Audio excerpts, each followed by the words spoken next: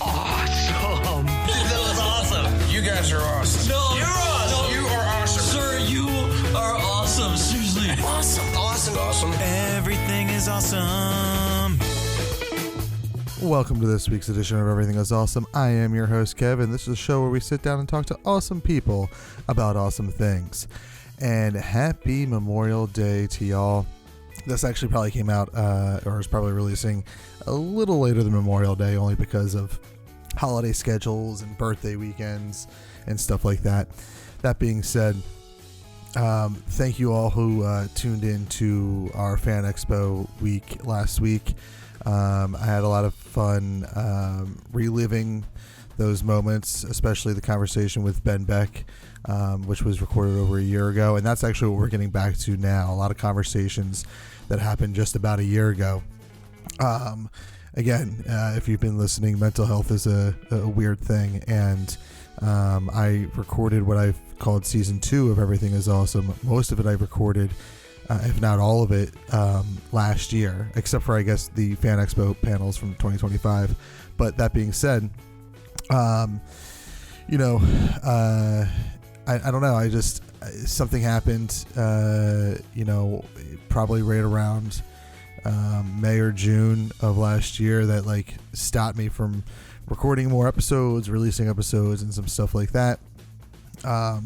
And with losing my father a few months ago on St. Patrick's Day of 2025, I kind of was having a retrospective moment of I need to get back to this. This is something that I really, really enjoy, sitting down and talking to people, whether I know them, like today's guest, Mike, from the Doom Thugs podcast that they still do monthly, which was a focus of this conversation. If I'm being honest with you, I haven't edited the episode yet, but I do remember, parts of our conversation were about podcasting, were about, he at the time we talked, it was the first time we had talked since he became a father. So it was just like some conversations about life and whatnot, that still stand true today. Doom Thugs is still going monthly. So all those plugs that he gives at the end of the episode, all the plugs in the show notes still apply. Conversations with him, conversations with like new people that you'll be hearing, I think, for the rest of season 2 or a good portion of season 2. Those are the things that,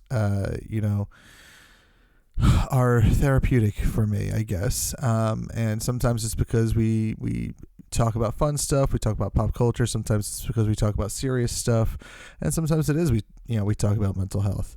Mental health is very important. It's something that I still struggle with. It's something that I know that I should take the steps I need to sit down and speak with someone on a regular basis. I'm just not there yet, and I feel like everyone has to find that naturally on their own.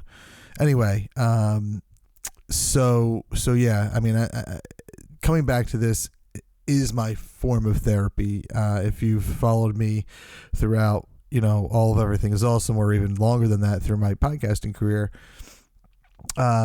you know that I started out creatively, like my most creative thing that I started doing, I guess, one could say writing and stuff, but it really was wrestling. And I think the reason I spin so many plates in 2025 is that wrestling hit so many different creative exercises and bones.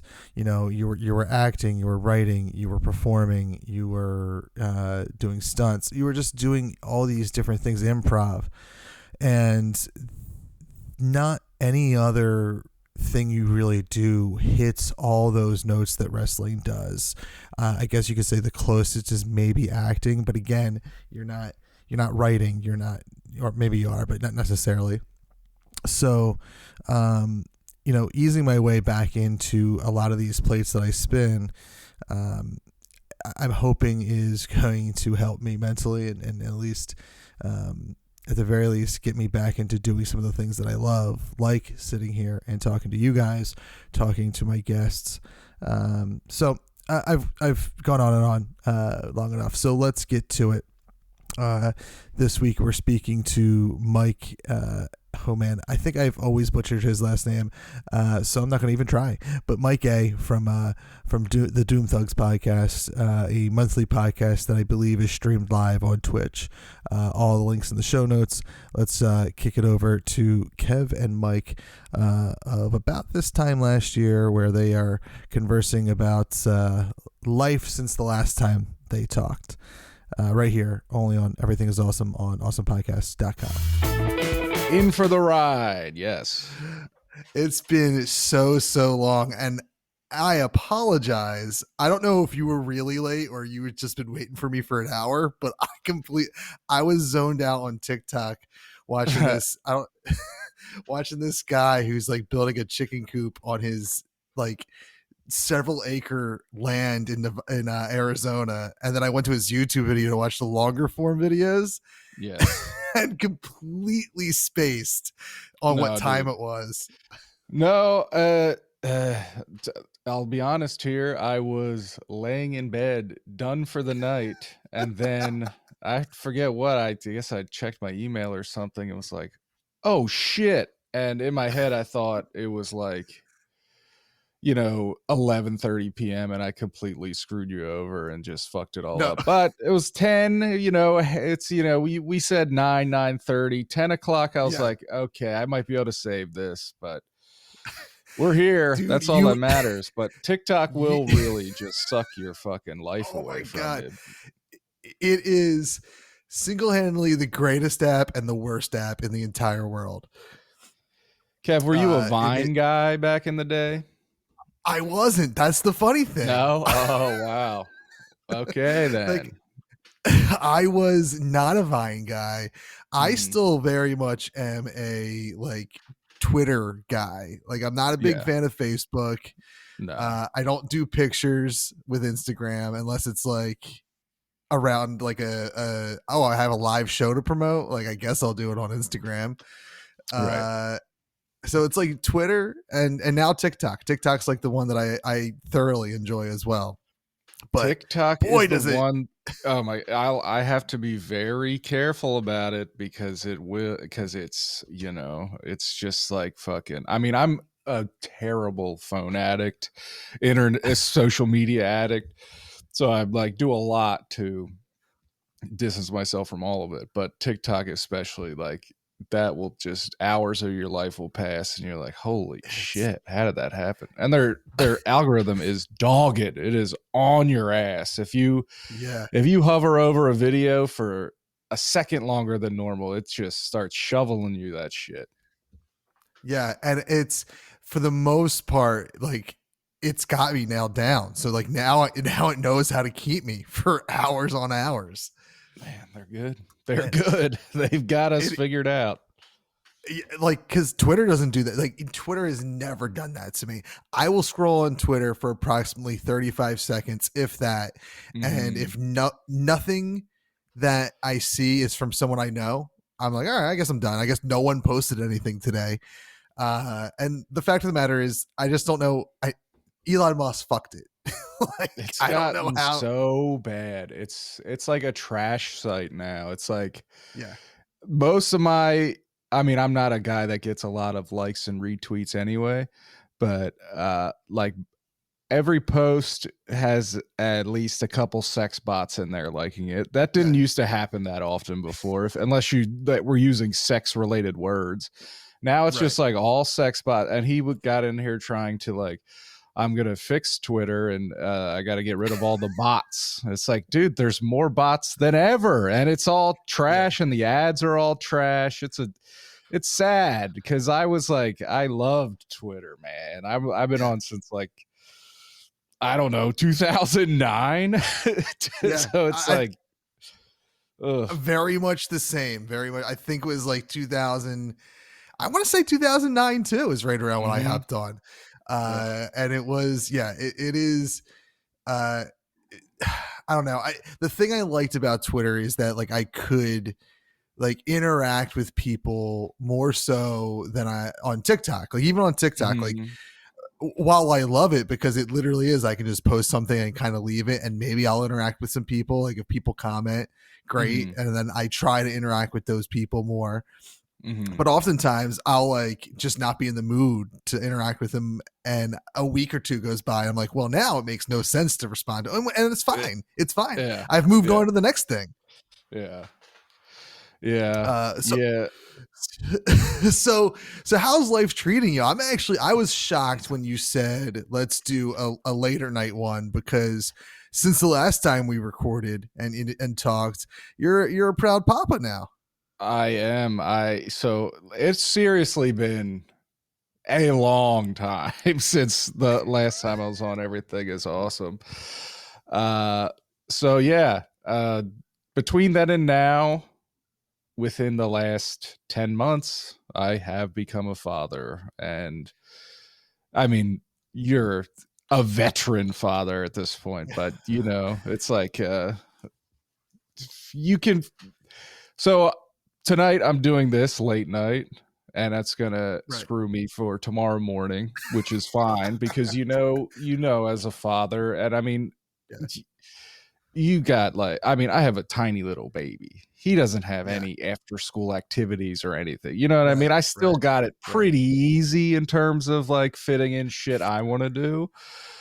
So it's like, you know, See, I feel like you have a point, but I also feel like at least when I was a first time dad, when I was in your Mhm. spot that you're in right now, Which was I how stopped long doing. ago?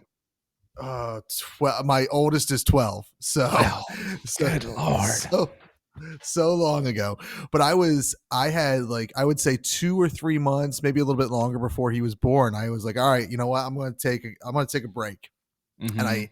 at the time I was doing, I think really realistically 2 shows. I was doing Happy Hour, which was like my show, and then I was contracted with this show called the Stabcast. And I put my notice into that show, and that was like the same notice I gave Happy Hour. I was like, we're kind of wrap things up in the next month or so. And Mhm. so that was 2012 when he was born. So I stopped in 2011 at some point, Yeah. and then it wasn't until Everything Is Awesome that I picked it back up. So I took like a solid. I had a second kid before I even picked it back up again. Wow.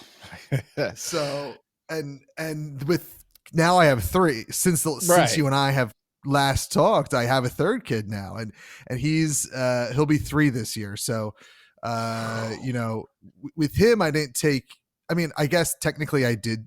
I wasn't podcasting, but it was less so because of him and more so because I don't know about you, but like 2020 like beat me up mentally, and I was just like, I don't think I can do this right now. Like, I just need to Why? take What time and happened? figure Did I miss myself out.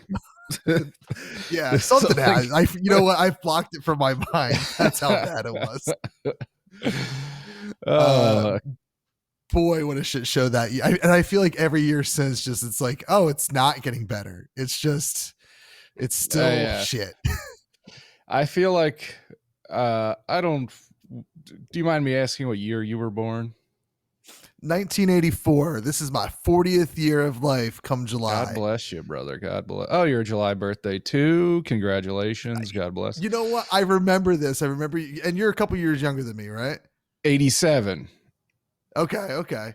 Yeah, so we're like, you know, we have both Relatively the same. we were both born into, you know, the end of the fucking Reagan 80s, right? And then we lived through the not like we're 90s kids, right? If someone 100%. like we're, and you know, we've watched the country that we were born into slowly deteriorate over our lives, and it's it's like a constant downturn, and it's right. You know, we got kids, you and I, so we got to hope that it makes a turn sometime, but we haven't seen it yet. Right. But we're hoping for that turn for our kids.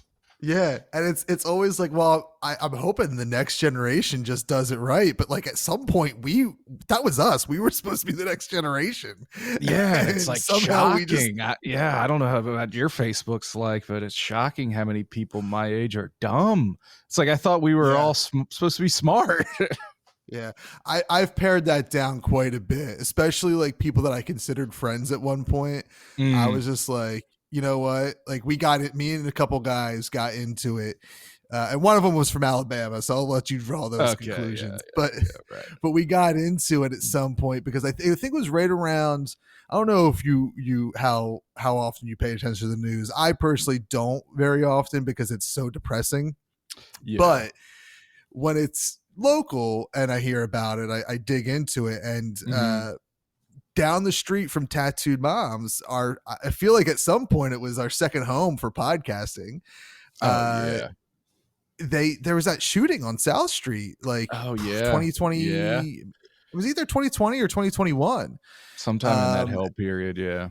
Yeah. And I remember just like getting into it with a couple people that like were friends at one point, and like just something else happened very recently, and I was like, you know what, like why am I even still friends with them? Like it just doesn't make sense. Like I'm going to be 40 this year. Like why do I still have that negativity in my life? Like clearly one guy, like one of them was my age, the other one was like 15 years older than me because I used to work with them. I'm like, I'm never going to change their minds. Never. No. So no, and it's like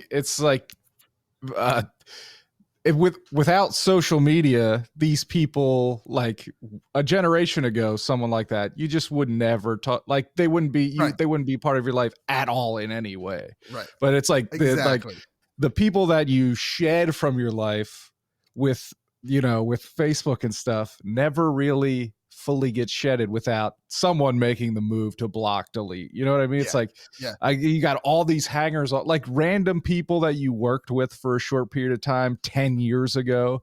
You're still seeing their updates. And some of that's positive, but some of it just brings you bad feelings. And it's like you said, why am I still doing this? I could just cut this off. It's like digital hoarding of like people's fucking profiles and stuff. And like at one point during that time frame a couple of years ago, I just muted them. So like I wasn't even seeing their shit anyway.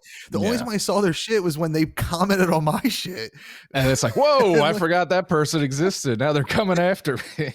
Right. And it's I have a former co-host of mine back when I did Happy Hour, Orlando. He posted something that was like, which made me pull the trigger of like just cutting ties with these people, was that like, you know, as I get older, I have less and less friends, and I'm okay with that. And then someone underneath that posted like, you know what, everyone has a time and place. And sometimes like after a few years or a few decades or whatever, like those people are no longer needed in your life. And I'm like, that's fucking poetic. Like that makes sense. Like, and like, the one guy watched my kid when I was looking for a house 15 years or I guess 12 years ago. So like, I mean, he was close enough to where like I let him watch my kid.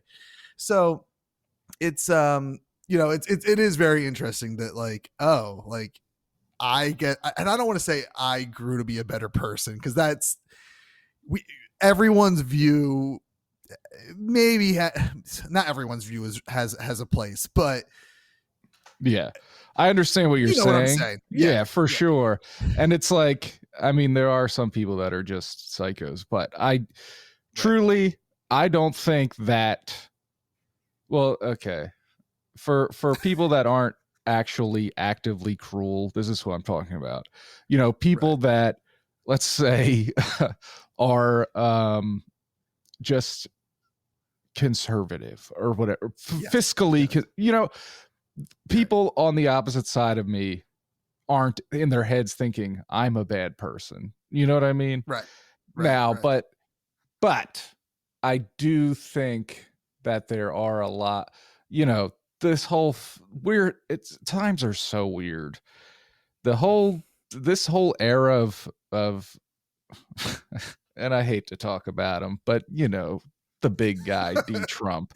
He's really unearthed some very dark things in the American culture that are just crazy to see play out in front of us in real life.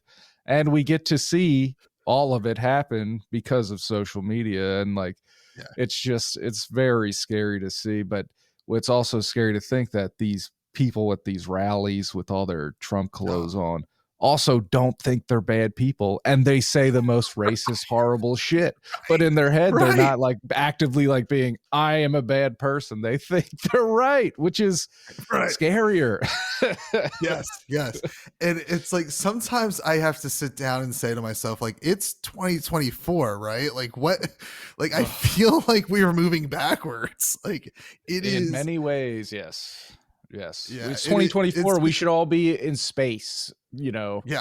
fucking, or I was who was I was talking to somebody and they're like, yeah, Star Trek is a couple of years away. Like that that first voyage is a few years away if you go by science fiction. So like, we're not anywhere close to what Star Trek would say we were supposed to be at. No, we missed it. We fucked up somewhere. Yeah. But as you said, like it is like I just hope that we turn it around or somebody turns it around for our kids. I mean, that's the arc of history, right? There's it swings one way and it swings the other. My biggest hope is that the swing doesn't go all the way to Civil War, blood in the street. Let's avoid that at all costs, please. Yes. Or or if the whole fucking thing just swings off a cliff and we destroy the planet. That's also something I don't want to happen. Yeah. It's funny. Like I'd say 20 years ago, while I've always been like a liberal and maybe not, I'm probably way more progressive now than I was, 20 years ago.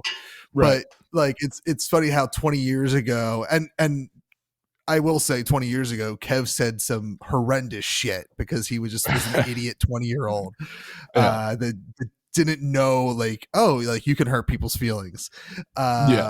But even beyond that, like I was like, oh, you know what? The environment, who cares? Let me just spray this can of hairspray into the air. Right. And now, like and now as a 40-year-old, I'm like, man, like, is it going to be okay before I even die? Like, I feel like at one point I thought I was good for thousands of years, but now it's like, oh, you're telling me that I need the AC in Pennsylvania around Christmas time sometimes. I know, dude. This winter, there's not an issue. Oh man, this was a creepy winter. I mean, there were way too many. I didn't wear my winter coat once, like my big heavy coat, and there was way too many days where I was outside. And when you in spring and you breathe in through your nose and you feel the warmth inside your nose, it lets you know winter's gone. Like there were days in December where I was doing that, and I was like, this doesn't feel right. This just doesn't feel right. Is anybody else panicking? We didn't even buy winter coats this year. Like my oldest, he just wore hoodies if I was lucky, and basketball shorts literally all winter long. Which is a dream for a kid, right? They hate wearing coats. Yeah. Well, and like I just like I stopped fighting it. Like even on days I was like, it was like days that were under 50. I was like, just wear the hoodie, and you can wear your basketball shorts. Snow. That's the rule now. Like now it's gotten to the point where like snow is the rule because it doesn't happen anymore. It just doesn't happen. No, we got like two we got like we got over an inch this year for the first time in how many years? A long time. Yeah. And it was like one good day of sledding weather that somehow my kid turned into 2 days, but like the second day was not very good at all. A lot of mud. Yeah. And then the other day that it snowed, like by afternoon, it was all melted. It was just gone. It was like torrential snow and then gone. Like it didn't happen. It was very I'm like hoping give me 100 years, right? Like don't let the environmental apocalypse happen for 110 years. Give me and my kids, let us die. My grandkids, good luck. Good luck. I don't have the energy. I couldn't. I always like when Walking Dead was on or any apocalyptic thing, it's like I'm gone right away. Like I can't do it. I don't want to live through the end of the world. Just let me die. when that show started, I was like, I was like, I'm going to come up with a plan. And now you're right. Now it is like, now, and I'm on the fence about it really, because like I do have this thing where I just don't want to die. Like I do want to find a way to live forever, which is insane because forever is, as you said, maybe 110 years from now. So yes, like, do I want to see it all end? But it is, I have this weird thing with death where I just don't want it to happen. right. And as I'm approaching 40 this year, like it's, I'm not really faced with it quite yet. You know, I'm hoping I have at least 40 more years in me, but I'm also about this year when I turn 40, I'll be about 8 years younger than my uncle was when he passed. So like I am approaching that age where like, okay, like I got to get to 48, 49 and then like, okay, I'm good. Like, and which is insane to say because I do have like my parents are both in their 60s and alive. Yes. Yes, but I don't know how, because in the last year, my mom had a heart attack, like a minor heart attack. And my dad had a very minor stroke. God. And I don't know that you and I have done a show together since in a while. So like I want to say 2 years after my uncle passed, my dad was diagnosed with cancer and he's living with stage 4 bone cancer. Yeah. Yeah, so like the fact that he's alive, like you look at him, he's like, he doesn't have cancer. He looks like he eats 10 tacos a day, like me. Yeah. Like me and him are very similar in how our bodies are shaped, and it's insane that like it's funny how medicine works in the sense that like in 2016 when my uncle passed ultimately, they had an experimental pill that they were trying to give him that was like a chemo pill that is now currently what's keeping my dad alive. Wow. It's insane how like in 2 short years that pill went from experimental to life-saving. Damn. And then it makes you think like the timing, 2 years. Fuck. Yeah, exactly. Yeah. And the fact that now, even if it was not experimental, the issue wasn't that it was experimental. He was approved to take it from the cancer doctors. It was the regular doctors that said, oh, he can't pass a swallow test. He needs to like, and I forget, it's been so long that I forget like the particulars as to why like he felt like he could swallow a pill, but they said no. I think is how that like went. Right. So it is wild to think about how like, oh, like literally if you just let him swallow a couple pills, what's he the probably would point? have gotten stronger and been fine. But you know, that's a whole what if game that like I just don't think about ever, because what's the point? Right. It's much like how life feels often right now. What's the point?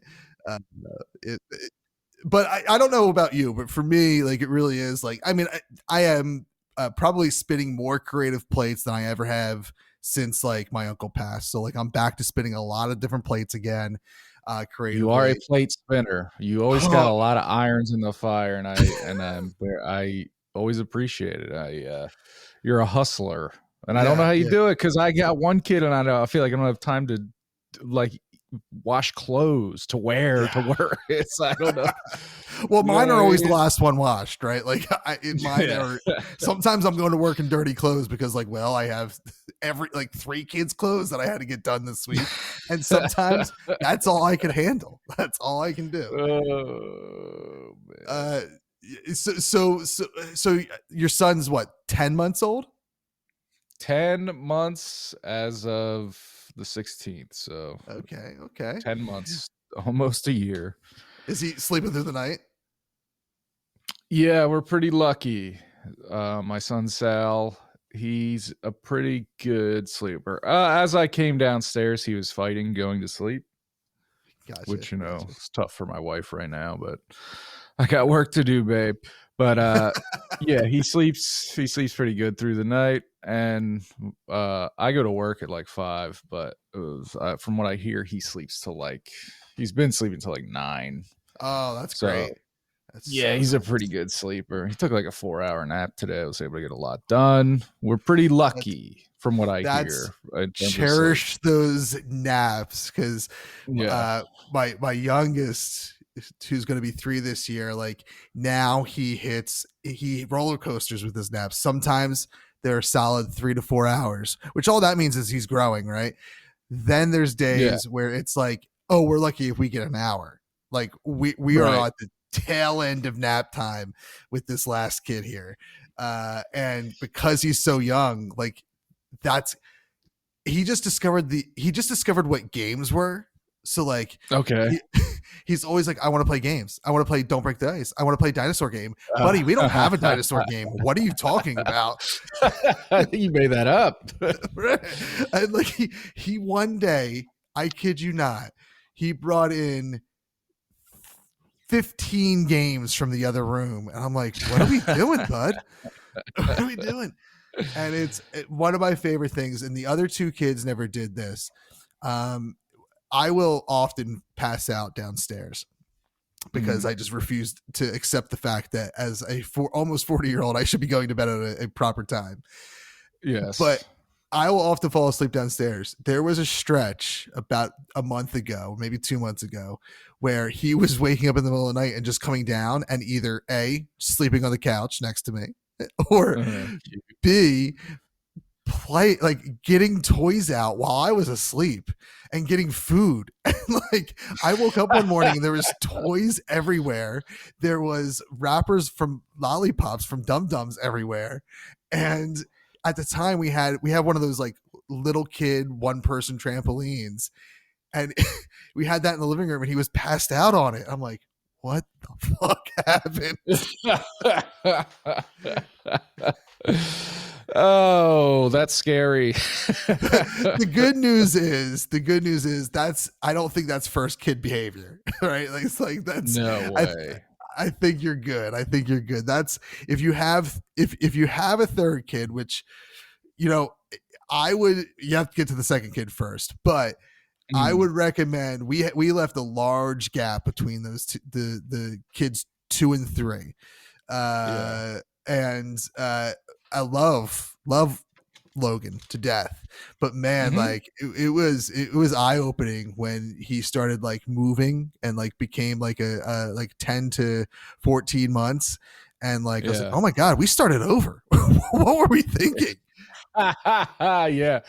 Back at the beginning. Yes. That's like, the gap between my sister and I is 10 years. Oh, wow. Which I mean is not that different between, because your oldest is 12 and 3. That's true. So That's like, true. Yeah. So it's kind of close, but there was no one in between. So it was like 10 years. You got a 10-year-old and 11-year-old, my mom. And then it's like, well, they're starting school. They're doing all that. Why not bring a tiny baby into this equation and see what happens? Like, oh, we got to go all the way through middle school again, and elementary and everything. But I'm waiting for elementary school because that's just less daycare. That's the thing. It's like, it seems like it's definitely public school is a treasure in many ways. It's like you get them for a little while. Okay. Yeah. It's I mean, listen, if I could spend all day not worrying about work and not having to worry about money and just hanging out with the kids, I love it. I would love it. I would obviously need a break here and there, but the fact of the matter is, the world dictates we have to work in order to survive and raise these little gremlins. So so it's public school is great because you go, and now we're very lucky with who our daycare situation. It's an in-house person and has been watching since my oldest. So that's great. Yeah, so like she's like family anyway. But there was a brief period of time where when Logan was born, she just didn't have room for him, so we had to send him to like an actual daycare. So we were paying more, and let me tell you, since he's back with our daycare lady, we started paying her what we were paying the other place. I was like, you deserve this because you love my child. I You're a walk great guy. into him screaming. Yeah. Yeah. Ugh. So It's all so scary to me. Like to have it like we're okay. So currently it's like we're the situation we're in right now. We are good. We don't even have to think about that for right now. right. Also, I mean, he's still a baby, but it's like we could just keep this train rolling and just keep him, either work separate shifts, which is what we do Right. when my wife's working or whatever. And just, but then it's like, I also don't want to be the parents with a kid that never sees anyone. And then I have a weird kid that just That it acts is like me or something. it is such a fine line, like figuring that crap out when you're a parent. Like we because our solution to that was eventually sending like and we did it with the first two. I imagine we'll do it with Logan. But like sending them to pre-K. So Yeah. that like Yeah. it's not they were getting socialization with the other kids at daycare, Yeah. but like now it needs to be structured. Like now you need to figure out before you go to kindergarten, like, oh, by the way, like you're not going to see people that like want to mother you.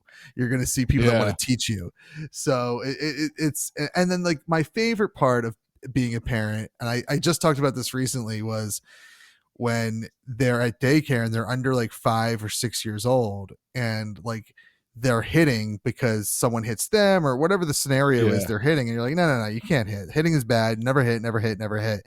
And then suddenly Yeah. they're in public school and maybe not kindergarten, but like first grade, second grade. It's like, by the way, bud, like if you're defending yourself, I'm cool with it. Like, Yeah. and I will have your back. If you didn't throw the first punch, I have your back. So it's like this weird transition of like going from never hit to like, well, There's yourself. certain scenarios. Yeah. Right. And it's and like and of course now that Trey's turning 12, it is a whole new world that I'm getting ready to like, okay. So 12 is what grade? 6th grade. He's in 6th grade. 6th grade. Yeah. Woo! Yep. Middle school. Middle school. Yeah. And it's a very unique year. Aubrey won't have this when she's in 6th grade. I don't think any other grade will do this for quite some time, but his middle school is getting renovated. So they had to move all the 6th graders that go to that school to like a different building. So they're isolated. They're not mixed in with the 7th and 8th graders. And and from what I understand, like all the teachers have said that, oh, this is the most respectful group of 6th graders we've ever had because they're not being influenced by the heel 8th graders. Yeah. That makes sense. Yeah. So I'm hoping that translates all the way to high school. There's just going to be a respectful, group of 6th graders that go to 7th, 8th, 9th, 10th, and so forth and so on. The greatest class there ever was. The teachers would be crying when they graduate. It could happen. It could. But I would have loved that. I was so in middle school, I was so afraid of the older kids. Yeah. Like in 5th grade, our middle school is 5th through 8th. Okay. Chichester Middle School, represent, go Eagles. And 5th graders, like all our classrooms were upstairs, but like the cafeteria and everything and the gym and all that was down in public, the mixed area. And I remember I would just be like, whenever I was downstairs, I was just like so on edge because everyone's so old and scary. And I just, had these crazy ideas in my head that, well, obviously 8th graders, they obviously just will pick a random 5th grader to beat up for no reason. That definitely happens. And if I'm not careful, it's going to happen to me. And then, some 8th graders are like, that dude's got a mustache. What the fuck's going on? That's wild to me that your middle school was 5th through 8th because around here now, ours is what I consider the norm: kindergarten through 5th, 6th through 8th, and then 9th through 12th. But there's other school districts around me that are elementary school goes up to 6th grade. So middle school is just 7th and 8th. Yeah. So it is wild to hear that they're throwing fifth graders in with eighth graders. Yeah, yeah, we were like 4, 4, and 4. Well, I mean, you could go to kindergarten at elementary school if you want, Right. but it was like K through 4, fourth or fifth through eighth, and then high school 9th through 12. So it's like when you're the youngest in school, it's scary, but when you're the oldest, there's a bunch of little kids around you. Yeah, yeah. But yeah, fifth grade with a bunch of, I don't know. Fifth grade is the first time I saw an actual fist fight at school, which is traumatic. It's tough. Yeah. It was tough. Yeah, because there's and I obviously I don't know what it's like officially in school, but I would imagine that if Trey was in the proper school, he would have seen a fist fight by now. Because you're in with those eighth graders. So yeah, like right now, I don't think it's happened in elementary. I'd be shocked if it happened in elementary school. I think the most that happens in like up, in their elementary school is like there's yelling at each other. I don't know that it's there's like real fights, and I mean any fight. It's like, come on, what could they do? They weigh like 30 pounds or something. Well, you go to Philly. And it's a whole nother story. I've heard some stories from people I know, intimately know, that are teachers in Philadelphia, elementary school teachers, and like hey, you know what? They have a tough life outside of school, so sometimes I understand. Oh it, yeah. Sometimes they if they get the proper guidance, they usually turn out all right. Or at least until they, and at least until they leave elementary school, we don't really know what happens. But it's always heartwarming to know. And this, you know what? This is not where I thought this episode of Everything Is Awesome was going to go. I'm looking at the time. We're 30 minutes in. I'm like 36 minutes in. I'm like, we're halfway done, and this is like parent talk. This is just what dads do, man. Dads talking dad stuff. Yes. Dude, I just got not to change the subject abruptly, but we just were gifted a kegerator, right? Oh, so the dream. On my back, I took a picture today. I could send it to you. On my back porch, I have a kegerator next to the outside TV, next to the flat top grill, and I was like, I took this picture. I was like, I don't know when it happened, but I am now both literally and spiritually a suburban dad. Like, you are dadding hard. You are dadding hard. Full on, like super pumped. Like we could fucking drink draft beers and watch the Phillies all summer. Like just so exciting. Yeah. But hey, it feels right. You know what I mean? And now, like, so my old house, I wasn't able to have a kegerator, and now this house, I don't have one yet, but like, it's like there's plenty of room. I got a basement. Like I have a basement. Oh, yeah. I could get one down there for sure. So like, I feel like that's coming at some point. Like, so now I actually haven't since we moved, I haven't gotten a new grill. Because I'm still like the backyard, like the house is great. The new house is great, but the backyard needed some work. So like, this is like, I think this year I finalize everything with the backyard. I get the new grill, and I'm going to try to like, I in the 12 plus years I've been a dad, I think we did one barbecue for my daughter's first birthday where I was like, oh, I'm dadding hard right now. I'm grilling for the friends, family, the neighbors. I'm drinking beer while I'm grilling out here. It's great. Oh, man. Oh, I love it, dude. I love it. That's the dream is to just grill for a bunch of people that maybe really well, or you just met because they're your neighbors and you're throwing a block party. And there's fucking beers in the cooler. You know what I mean? The sun's shining, kids are running around. I don't aside from heaven itself, I don't know what's better. I mean, that sounds like heaven for sure. Mm-hmm. Yeah. So how I don't know what I was going to ask here, man. We did this late. I was going to ask something about your kid, and I was like, you know what? I asked that question already, so we're just going to edit that out.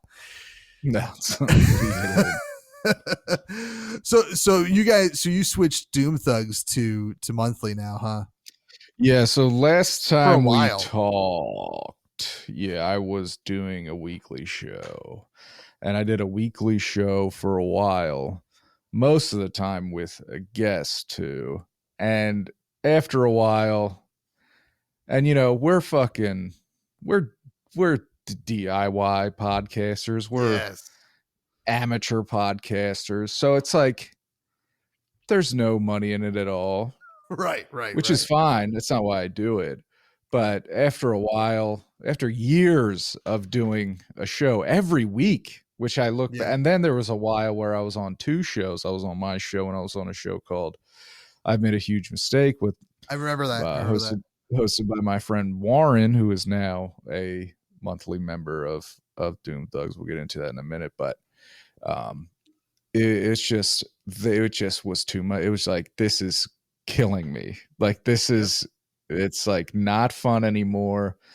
It's such a grind to, okay, so schedule the hosts of the show to get together once a week, and then coordinate with a guest, and then get the episode out in a timely manner, and make the art for the episode, and do the social media for the episode, and then, oh, it's all out, done. Oh, guess what? Yeah, it's halfway through the next week, jackass. So back on your horse. And it's like, it was like I was getting totally burnt out, ground up. So and at that point, it was like, and then a whole bunch of mix of other things going on in the show. My mom is sick. She's been sick my mother has Alzheimer's. She's had it I'm since. so sorry. That sucks. Like, I found out in 2015, so it's been a fucking long time now, a very long time. And at that point, it was taking a very bad turn, and there was just so much stuff. So I was like, I'm just done. I'm done. The show, as of right now, the show's over. Had a nice long break from the show of doing it, and then it was like, then it started coming back into my head, like, I do miss podcasting. It's like there's things that people are good at, and naturally I feel like this is one for me. So it was like, I definitely want to do it, and it's like, what am I? And it's, if I could do it for a career, I would, obviously. But guess what? Ben FM's not hiring my ass because I didn't go to college. But it's like, so I was like, you know what? I'm going to bring the show back. The show's got to come back because I love the show. It's been, I mean, this is the show in its current form started in 2010. You know what I mean? So it's been quite a long time. So I was like, let's bring it back. But let's just do it once a month, scheduling wise. Still is kind of a pain in the ass sometimes, but it's like, it's a much easier, and it's like more relaxed. We just do a long show once a month. And then there were, lineup changes. Harrison, my old co-host, who was with me for a very long time, great contributor to the show. He was on all the live shows that we did together. I was just the video, I was going through our YouTube, and I just saw the video when you were kind enough to have us on the show at Atomic City Comics on South Street. That happened almost, well, I forget what year it happened, but it was like this week is the anniversary of that show. Really? Because in my Facebook memories, all the plugging I did for it is popping up, and all the, like, I think we did the Power Ranger theme. It's podcasting time. We definitely did. I have those flyers. Like, I have them tucked into different places in my houses, like between books and drawers and stuff. And I'll see it every once in a while. It brings me great joy. It was a lot of fun. But then Harrison moved away. So now the lineup is me, my friend Warren, who was the host of that other podcast, one of the funniest dudes I know. My longtime friend Adam Costa, and the newest member of the show, and somehow she's been on for over a year at this point. Our friend Brittany Koch, the newest and most popular and probably best member of the show, but we do it once a month now. And now with technology the way it is, it's like fucking we live stream on video as we're doing the show, just because it's, you know, there's so much stuff that's free and pretty user friendly. Like I'm not the biggest tech guy, but it's easy for me to figure out. And I just love it, man. So we do it once a month. I have another show on the network called Mike Calls Timmy. It's like also a monthly show. So I like to do 2 shows a month with me and my friend Tim, who hosts a show called Pop Addled. And it's it's just a me and him basically catching up once a month. And it's like we're like a micro generation apart, right? He's like older than me. Like he is more closer to Gen X, where I millennial. Well, I mean, I'm millennial, full on millennial. Yeah. But I think I would probably be like if there was a group of millennials that would hang out with Gen Xers and a group of millennials that would hang out with Gen Zers. I'd probably still at this point go over with the younger people, but still, so it makes for an interesting dynamic. And I find out something crazy about him every week, like that he's never smoked weed even once in his life. Oh, just wow. other things like that. But yeah, it's a lot of fun. So 2 shows a month, a lot more manageable and a lot more just like because if it's not a job, it shouldn't feel like a job. You know what I mean? This for us is, I don't want to speak for you, but it's like it's my way of getting my, like, this is my creation, you know. Yes. I mean, I am not I can't draw, I can't paint. I've tried a million times to learn how to play music and I can't sing, but whatever this form is the way I am able to artistically express myself. So like if I'm not, like I said, I'm not making a living from it, so why would I make this thing that I love feel like a job to fill these because when I started I was so militaristic, like podcasts have to be once a week, the same day, the same time, and if not, you're fast. Like I'm way more relaxed about it, and it's like, hey, I gave it a shot in my younger days, like I'm going to make this like the most popular thing and it's going to take off. And now I'm more of just like hey, this is my thing. And if you like it, I'm glad, but I feel like my relationship with it is more healthy. Yeah. That's, I think, especially, for those of us that have now been doing it for so long, I think that's a natural progression because similar to you, I started in 2007, as I think you probably I didn't know they had computers back then. well, that's how you did it. Like I remember the first show we recorded, I was in Bangor, Maine. So we were recording over Google Hangout. Me in Maine, my co-host in Levittown, and my producer in Philadelphia. So my producer's studio or home studio or whatever, he had because we were also taking phone calls, which was also through Google Hangout. Jeez. He had 4 to 7 computers going to make this operation happen.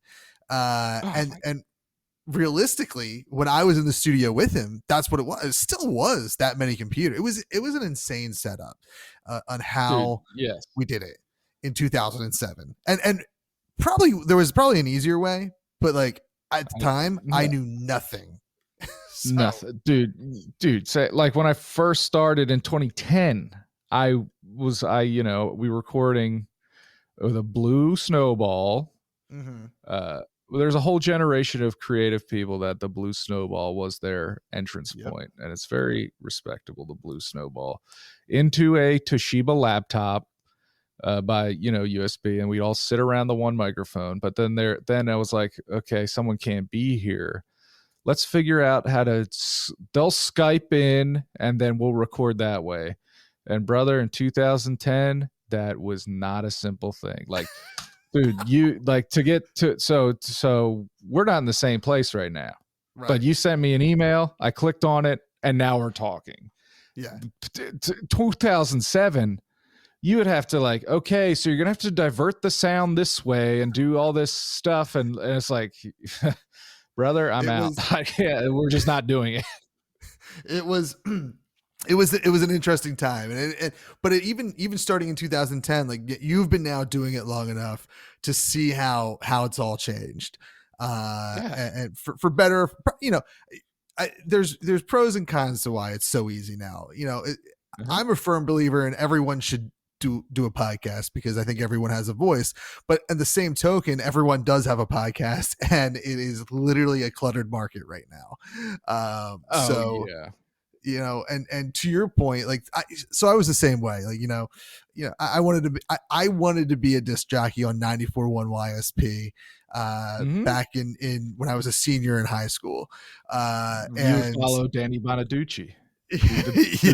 Bonaduce, and then you Bonaduce, that and I listened to YSP when Stern was still there. Then it went to Bonaduce, and then there was Opie and Anthony, and then Kid Chris finally took over mornings, and our show originally like mirrored Matt and Huggy. I don't know if you listened to the Free FM days. Man.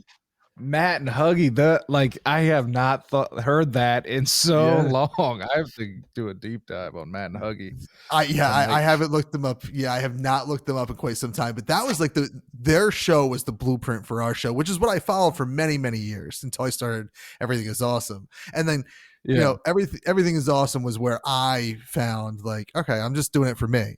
And then I ultimately got burned out yet again, and now. I'm still doing a semi-weekly show. I'm not as gung-ho about it getting released every Monday, even though I try to. But I do seasonal now. Like, that's my thing. I was like, you know what? I'll take summers off and I'll take a winter break. Like, I think realistically I do in a full season, I'll do maybe 40 episodes. So it's still a lot, but it's manageable. Like, I'm taking two.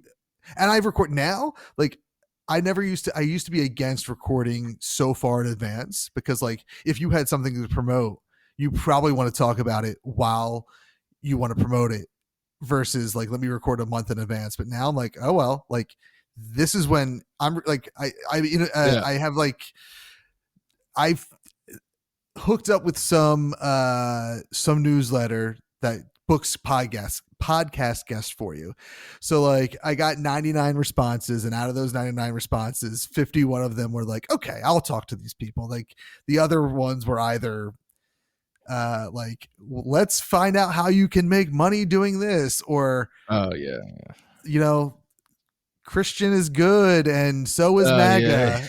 I'm like, all right, well, you clearly did not look at anything about Everything Is Awesome to think that I would talk to you. So I nixed anyone that was like that, but I still had 51 viable guests that I emailed. I was like, listen, like I got 8 spots left for season 2. We're recording in April and May to wrap up in June. And if if you still want to be on the show, like I'll book you for season 3, no problem. And like the response has been great to that. Like certain people are like, well, I really needed to go for season 2. And I was like, all right, I'll try to get you on season 2. But that's like my saving grace. It's like seasonal. So that way I can take the summers off. That's when the kids are on vacation. My wife's a teacher. So like, everyone's on vacation. That's when we take family vacations and stuff. So like just like 2 straight months off sounds like it makes it feel like this is way more manageable than it was when I was like doing a weekly show. And at the time, a weekly show that I was like, well, if I miss a week, it's okay. Yeah. So it's that's a very, the season thing is like, I noticed podcasts do that now. Yeah. Cause I think you have to. You got to do something. And dude, it's like, I feel like anyone that was a talk radio listener got into podcasts very easily. Like you were, obviously. Like the concept of podcasts immediately made sense to me. Yes. Like, and I was on board. Like, what's your podcast listening history, if you don't mind me asking? 2007 still. So like my first Yeah. podcast was Smodcast, Kevin Smith and Scott Moser. Oh yeah. And it's funny now because like there was a time where I would never miss a Kevin Smith podcast. And now it's like now now you spend all your time. There's so much stuff. Right. And not only that, like they're also infrequent now, which is like, I get like he's a busy guy.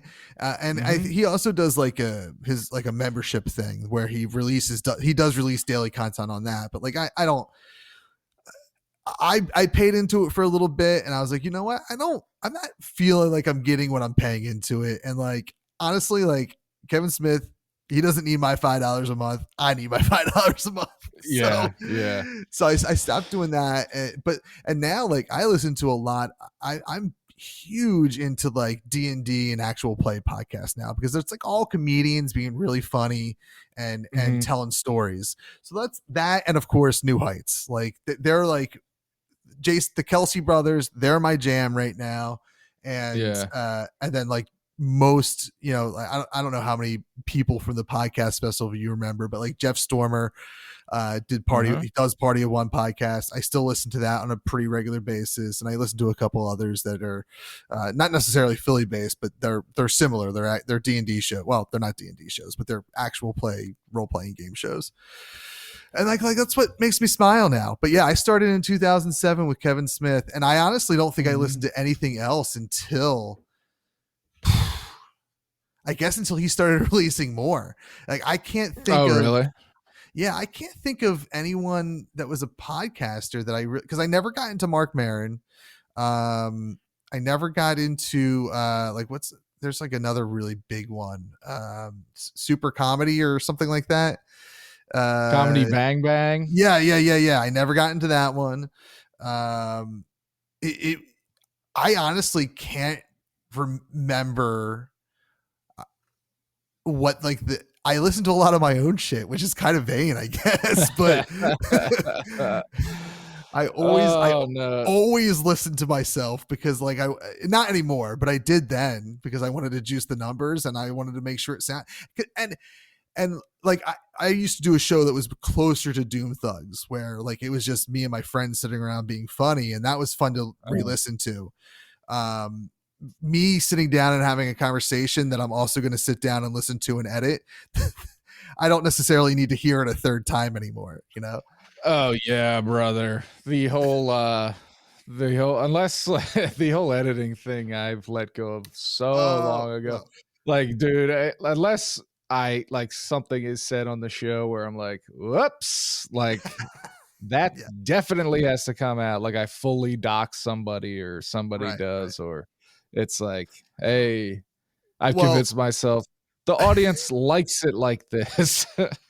Well, and now I say editing, and I, as someone who runs quote unquote a company that offers podcasting editing services, I do edit shows appropriately, right? But for my show, I came into my own with Stickcam, which was like the version of YouTube.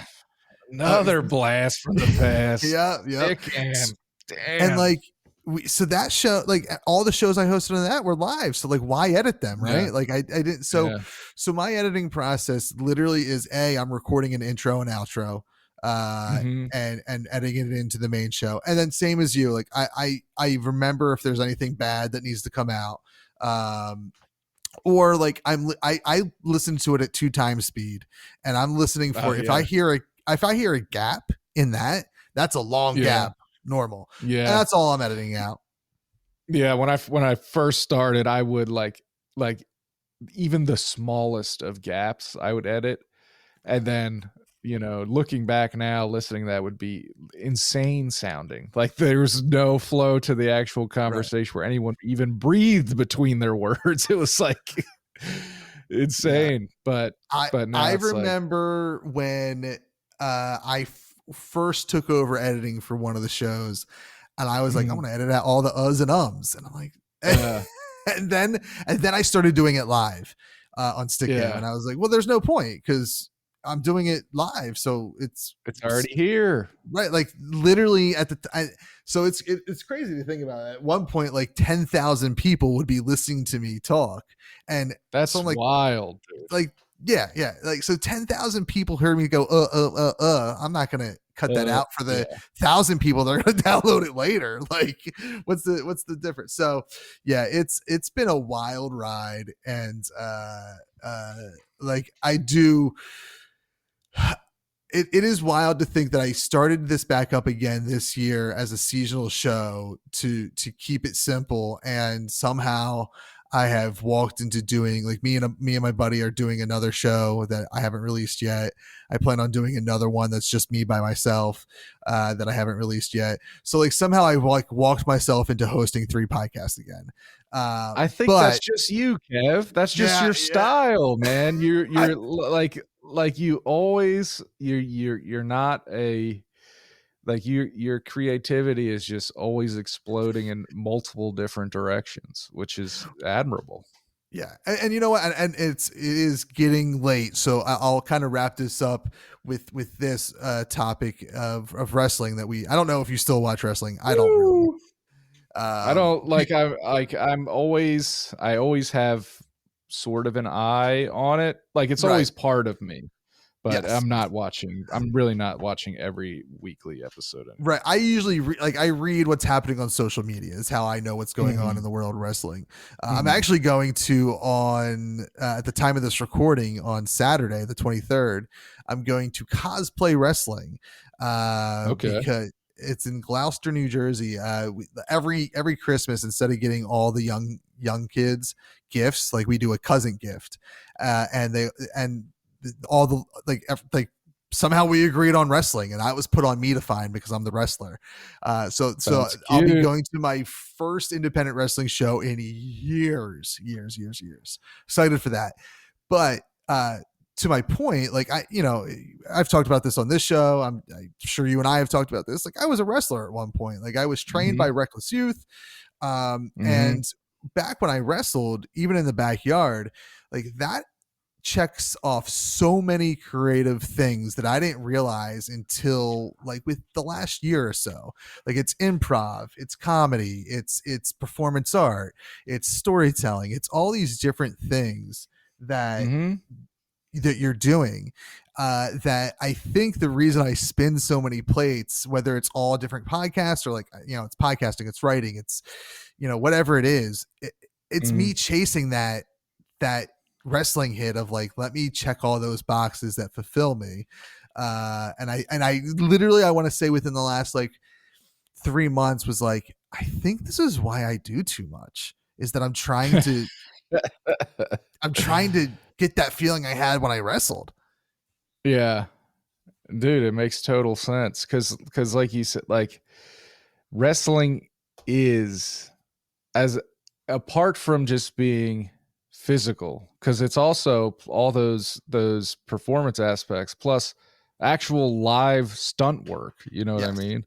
Yeah. It's like you like to be good at professional wrestling is probably one of the toughest things there is, because you can't, because I mean there's so many different things you have to master in order to, yeah, this is wrestling talk, folks, but to get over, you know what I mean? Yes. You're Yeah. not getting over if you're really good at one thing, but you can't connect with the crowd. It's like then it's not gonna work. You have to think on your feet.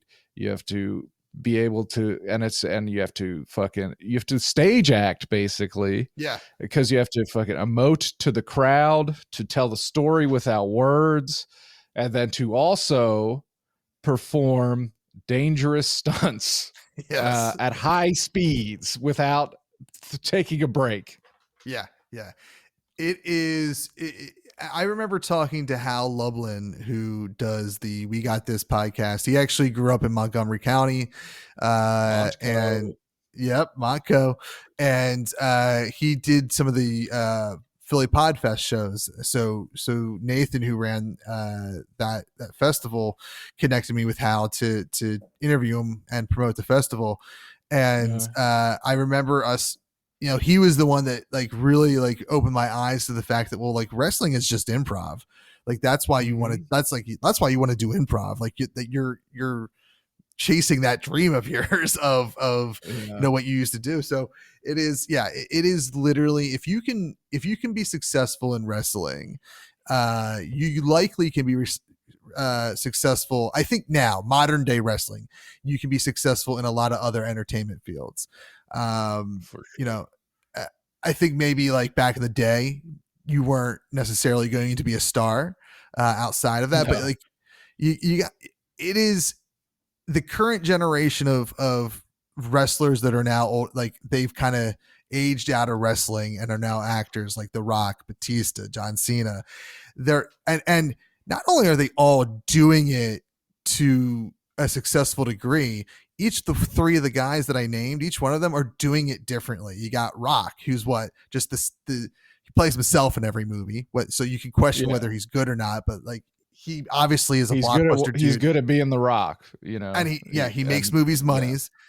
You got Batista, who is literally a character actor who, yes, he did Guardians of the Galaxy, but he also did Dune, Hotel Artemis, Knock at the Cabin in the Woods, or whatever that M. Night Shyamalan movie Blade was. Runner. He was, and he's, dude, out of like, I think he, of the crossovers, I think he's the best. He's so good in everything. He is the most talented because he took the time to learn it. Like he said, I don't want to be The Rock. So I think he is the best actor. And then you have John Cena, who could very easily take the road that The Rock did.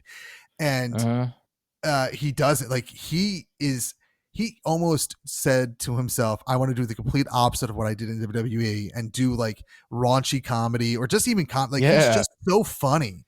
He's just such a funny guy that I didn't, much like The Rock, you know, John Cena and The Rock, I feel like at some point stopped wrestling and they just kind of were there.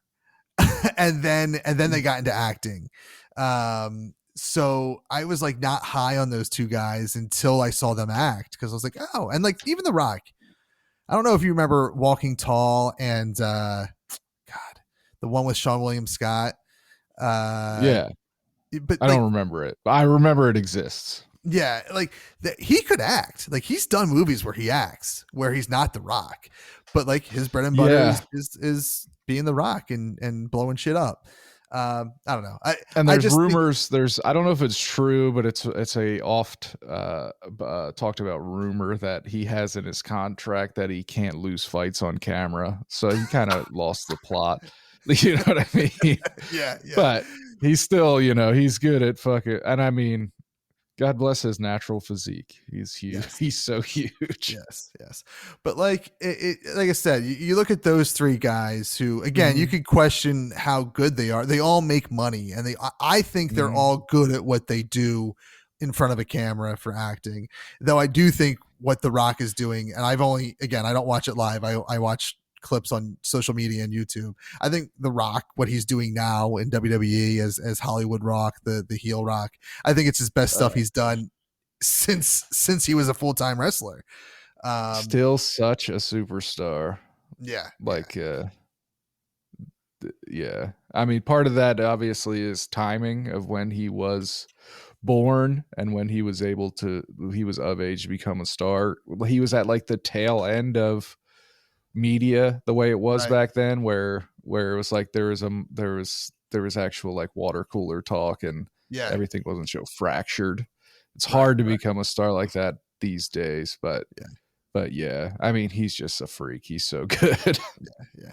But and that's all to say that, like I said, like we said, I think wrestling is just, it requires so much skill in all these different aspects that there's a reason. Like again, that I would say those three guys are part of the same generation of wrestlers for the most part. They're all about the same age, and all three of them to different degrees are successful in what they do outside of the ring in acting. So it's like wrestling. If you want to learn to be good at, I think improv or acting or stunt work or whatever, even writing, become a wrestler or just take wrestling classes. Yeah, for real, dude. For real. Psychology, right? Right. All right. Mike, I know it's late. You got to wake up early. We both got kids. They're going to wake us up early. So I'm going to let you go. I'm going to wake up before my lazy ass kid go to work. Someone's got to work around here. That's what I say to him now, just so he knows. Oh yeah. Man, what I tell my kids, final note before I let you get your plugs in. The other day, I told my daughter to like take trash out or something. She's like, I don't want to do it. I'm like, do it. What do you mean you don't want to do it? She's like, what if I give you $10 to take the trash out and feed the dogs? She's like, you're going to pay me $10. And she's like, yeah. I was like, all right, fine. Give me $10 and you don't have to do it. and like the whole ironic, like that was my $10 anyway. Like I gave her that $10. So she won. Like I thought I won that, but now saying it out loud, she won. She totally won. No, you paid yourself $10 to take out her trash. Right. All right. Whatever. Mike, it was such a pleasure to talk to you again. Let's not have years go by before I have you on the show again. Please, Kev. It's truly always a pleasure.